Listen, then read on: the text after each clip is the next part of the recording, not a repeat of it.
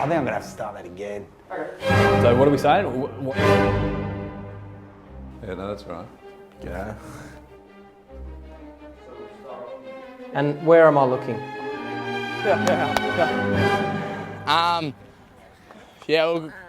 We'll do a bit of an A skip. Well, this is a very special year for us with PAC Football because we're celebrating the 150th anniversary of the very first recognised football Intercol with St Peter's College. The other thing is that this is one of the longest running annual fixtures in any football code anywhere in the world.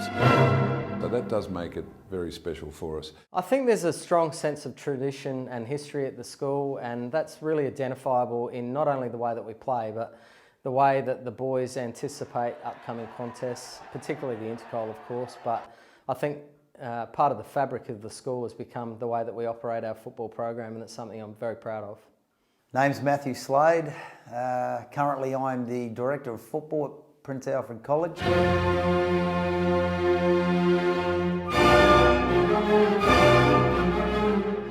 Originally I wouldn't have understood exactly what it means to a player until I had to experience it myself. Last year, 2020, we played St Peter's at St Peter's. I've never experienced so much devastation in a football locker room post-game. I've been in a number of grand finals myself. I still believe that this trumps the emotion that I've experienced from being involved in those games. My name's Craig Tasborski and I'm the assistant coach of the First 18, a role that I've been in for 5 years now.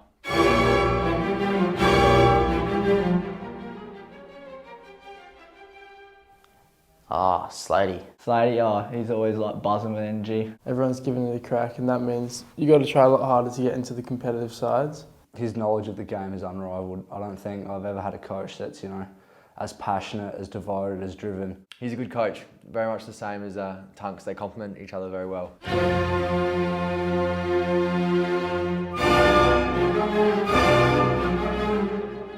So, my name's Harry Tunk and I'm the captain of the PAC footy team. I'm on the mic, boys. Okay, with PJ.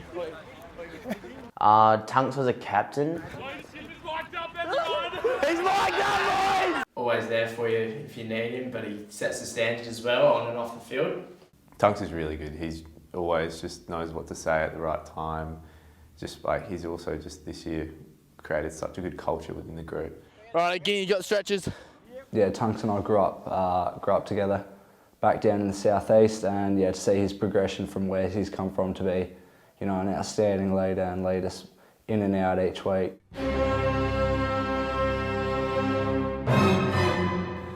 My hopes for this season would be the same as every season, and that is that they have a really good year, that they have great competitions, great games, that they play in a good spirit, highly competitive in everything they do. And I think that's exactly what we've seen this year, as in every other year.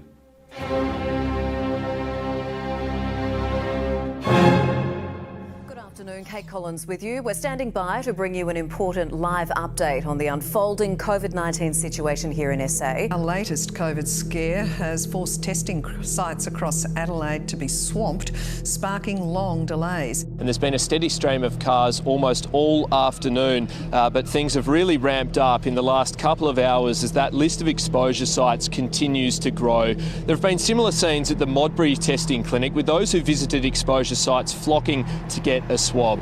So this has very significantly escalated our concern with regards to this case, and we have no choice but to put in enhanced restrictions in place as of midnight tonight. Restrictions to be put in place on sport. Indoor fitness facilities will be closed.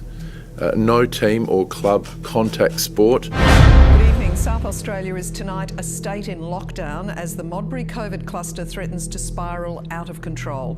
This very minute, strict stay-at-home orders have come into force. Schools are closed and businesses deserted as authorities scramble to stop the spread of the Delta outbreak, which has grown to 5 cases. The fear that it could potentially, take away your season was looming. I tried to remain optimistic. Really disappointed, especially when Term 3 was set up to be a really good contest. Pretty devastating that it could be the end of the season. I was kind of hopeful it was only going to be the 7 days, but yeah, there was doubts there for sure. Quite frankly, the entire state will be in a situation where they need to stay at home. It's a very, very dynamic situation. There's a large number of factors to take into account. Our freedom's now gone for the next week at least. Sadly, 7 days may just be the start. It's a critical week ahead with little room for error. For me, it was pretty gut-wrenching because this is my last year playing PAC footy and there's no experience like it. Well, I always tend to be optimistic. As I said to the boys just before we went off, it was just for a week. We were all hopeful that it would only be for that period of time. And my message to them was that whatever happens, we can and we will cope. That we'll do our very best, but we will deal with whatever occurs. Like when you get injured, you understand what you can't do quickly, and rather than dwell on that, it's all right, what can we do? So I guess you find out what you can do. We'll try and establish what we can do based on restrictions and how can we keep ourselves in the best condition at that time, and just fingers crossed that it comes back in. So then going back into lockdown, it's like, oh, we have to do it all again, we can't. A lot of running, a lot of 1v1s with your mates out in the park, so it's annoying, but hey, look, we had to do it in the end. And fingers crossed that we just get the season to obviously, restart as soon as it can, and we just get on with it at that point. Good evening. South Australia is on track to stamp out the Modbury cluster and emerge from lockdown as planned at midnight tomorrow night. But there will still be harsh rules for us all to follow for some time yet.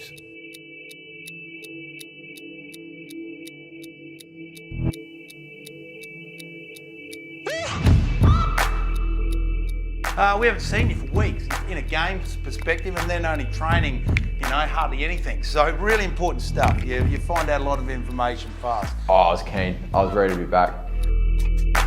Oh, it was joyful. I was so excited. Look, some really good signs, attack. We've been talking about moving the ball faster and faster and getting that handball run off. I think it's starting to happen, and far out isn't it damaging? Like, it's just ball goes from one end to the other, and teams get exposed. Like I said, the end goal being Intercol, we just needed to get back to work. Make them chase us, all right? We want to play fast. We want to stop opposition from playing fast. We're not quite there yet. You look at New South Wales and Victoria, they're still in lockdown, and so we were only in lockdown for a week, and that's just, I think people don't realise how lucky we were. I just think control what you can, all right? There's a heap of stuff you can control, probably 80%. 20% not complete control, because the game has a lot of variables in it. So why don't you just control everything you can and do it well, all right? Game performance, well, far out, it's a big one, because we're playing to win games, to play well, to get better, all right? So it has to come into it. There's a lot of variables. But if you do everything that I just mentioned, you control it well, I bet you play well anyway, You have to perform, obviously, to justify being in our best 22. And if you're unsure, if you looked at that list and went, would I be in that, or am I going to stay in that, and you're not sure, you are vulnerable. That's the point, all right? And that's reality, that's football from like here onwards, all right? We're just taking it 1 week at a time. What can you do this week? What can you do tonight? What can you do for the rest of the week? What can you do on Saturday?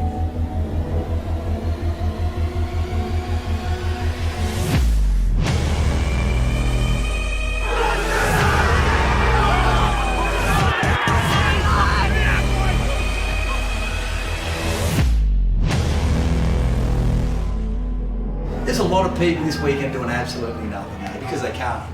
And we still get to play a game. What a privilege, all right? So don't forget that we are privileged for the fact that we are out here playing today. So don't take that for granted. I think you need to thrive while you're out there.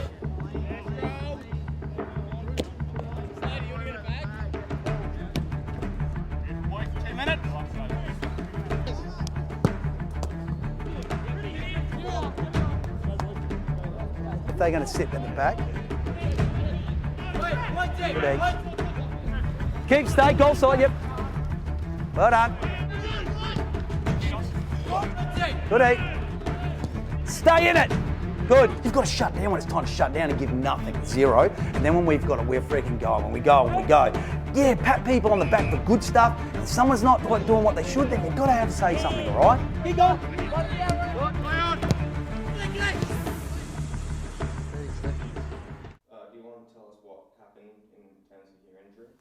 Yeah, it was terrible.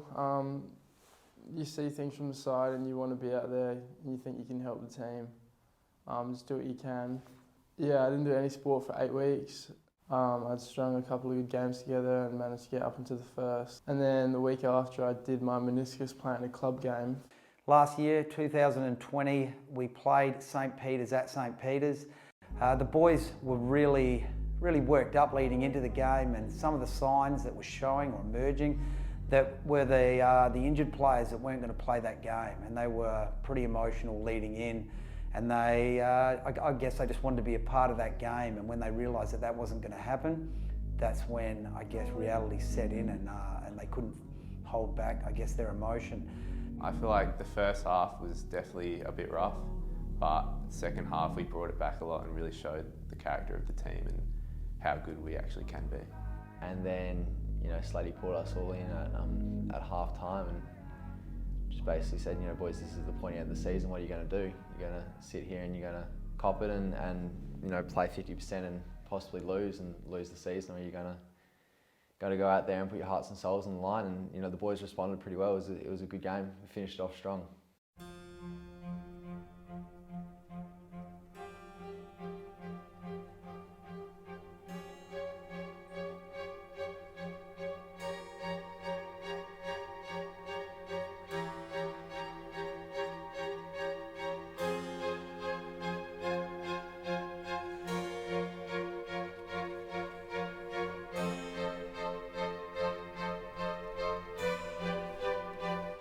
I don't know, I kind of went in nervous because they knocked off Ross Trevor.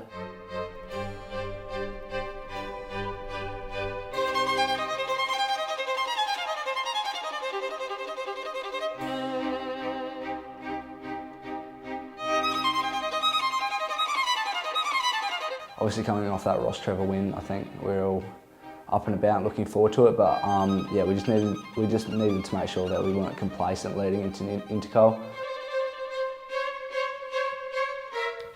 Trinity was a really good game. We played well, 4 quarters of footy, something that we hadn't really been able to do.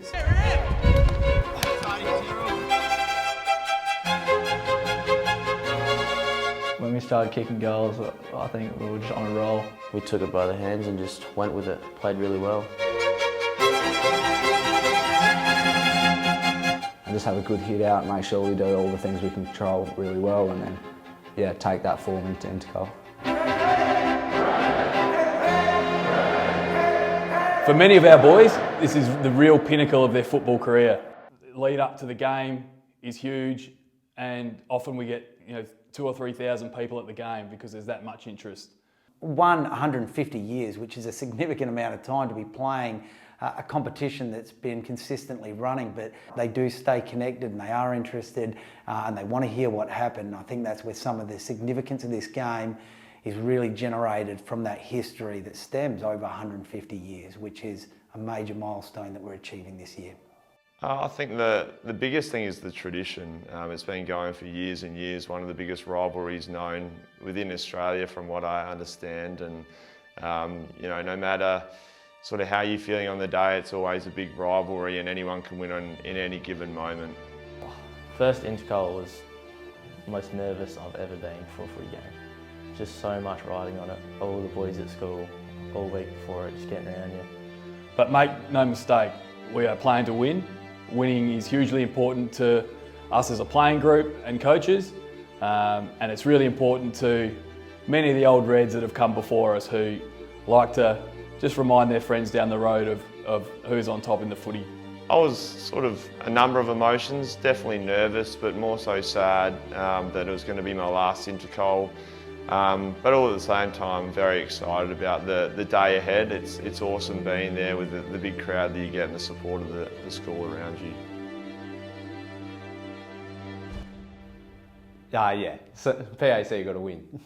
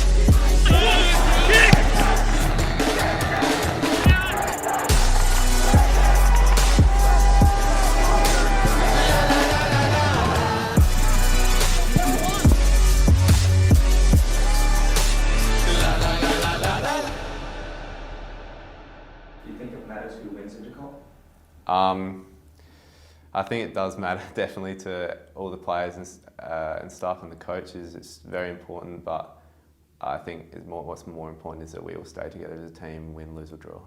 I think the easy thing would be to say that it doesn't matter, but I think deep down everybody knows that it does matter. The 150th year, it's probably, you got 150 years of people have come here, put blood, sweat and tears into the games, so just makes everything mean so much more.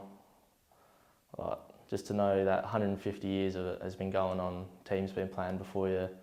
Just being out there playing, especially in a state that's been in lockdown and with other states who are currently in lockdown not being able to play football at all. I think just getting out there this year and being able to play that one game. At the end of the day, if you win, you win. If you lose, you lose. But as long as everyone went out there and put their heart and soul on the line, that's what really matters. Well, you've just got to look at the Intercol over a number of years, and you'll see that sometimes it's one side and sometimes it's the other in whatever sport or activity you're talking about. What's most important is this great tradition of competition. Yes, we play to win because you shouldn't do anything in a half-hearted fashion, and you should set out to try and be the best that you can be.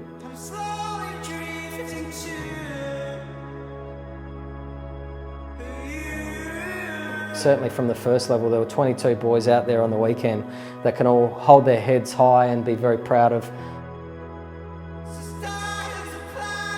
the contribution that they made to the history that is PAC football. Very proud of how they did it, the spirit in which they played, and also the way that all of the boys there supported their team as well.